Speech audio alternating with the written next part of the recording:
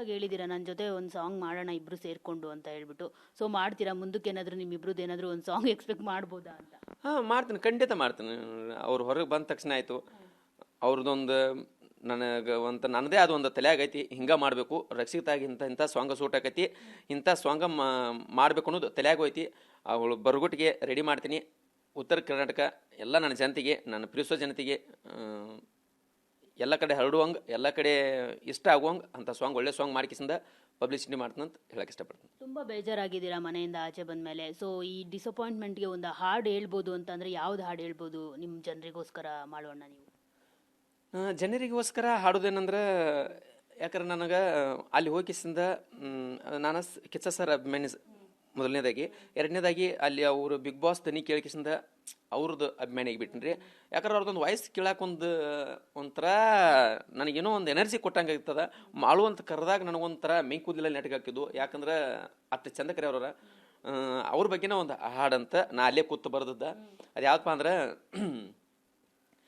ಧ್ವನಿಯೋ ಧ್ವನಿಯೋ ಇದುವೇ ಕೋಗಿಲೆ, ಧ್ವನಿಯೋ ಧ್ವನಿಯೋ ಧ್ವನಿಯೋ ಇದುವೇ ಜೇನಿನ ಹನಿಯೋ, ಧ್ವನಿಯೋ ಬೆಳಕಾದರ ಎದಿ ಡವ ಡವ ಬಡಕೋತೈತಿ, ಕೇಳಿರ ಬಿಗ್ ಬಾಸ್ ಧ್ವನಿಯೋ, ಓ ಕೇಳಿರ ಬಿಗ್ ಬಾಸ್ ಧ್ವನಿಯೋ.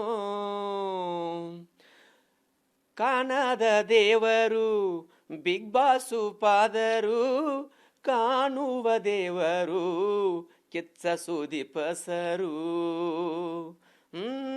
ಕಾಣದ ದೇವರು ಬಿಗ್ ಬಾಸು ಪಾದರು, ಕಾಣುವ ದೇವರು ಕಿಚ್ಚ ಸುದೀಪ್ ಸರು.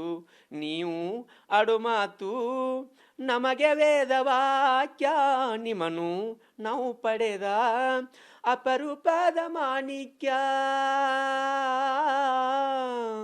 ಬಿಗ್ ಬಾಸು ಸುದೀಪ್ ಸರು, ಬಿಬಿಸೋಗೆ 2 ಕಣ್ಣಿವರು, ನಮ್ಮ ಪಾಲಿನ ದೇವರು ಅಂತ ಹೇಳಕ್ ಇಷ್ಟಪಡ್ತೀನಿ. ಸೂಪರಾಗಿ ಆಡೋದ್ರಿ. ಮಾರ್ಕ್ದೇನಾದರೂ ನೋಡ್ತೀರಾ ಈಗ? ಮತ್ತೆ ಮಾರ್ಕ್ದೇನಾದರೂ ಒಂದು ಹಾಡು ಹೇಳೋದಕ್ಕೆ ಇಷ್ಟಪಡ್ತೀರಾ ಯಾವುದಾದ್ರು?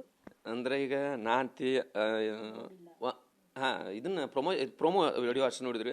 ಪ್ರೋಮೋ ವಿಡಿಯೋ ನೋಡಿಕಿಸಿಂದ ಏನು ಅಂದರೆ ಸ್ವಲ್ಪ ಮೂವಿ ನೋಡಿಕಿಸಿಂದ ಸ್ವಲ್ಪ ಕ್ಲಾರಿಟಿ ಸಿಗ್ತೈತಿ. ಒಂದು ಸ್ವಲ್ಪ ಟೈಮ್ ಬೇಕಾಗತೈತಿ. ಯಾಕಂದ್ರೆ ನಿನ್ನೆ ಹೊರಗೆ ಬಂದಿನ ಅಂದಮೇಲೆ ತಲೆಯಾಗ ಸಡನ್ಲಿ ಏನು ಬರೋಂಗಿಲ್ಲ. ಸ್ಪಾಟ್ ಮೇಲೆ ಬರಿಬೋದು, ಹಾಡ್ಬೋದು. ಆದರೂ ಒಂದು ಸ್ವಲ್ಪ ಈಗ ಮನಸ್ಸಿಗೆ ಒಂದು ಸ್ವಲ್ಪ ಇದನ್ನು ಭಾಳ ಐತ್ರಿ, ಈಗ ನೋವೈತಿ.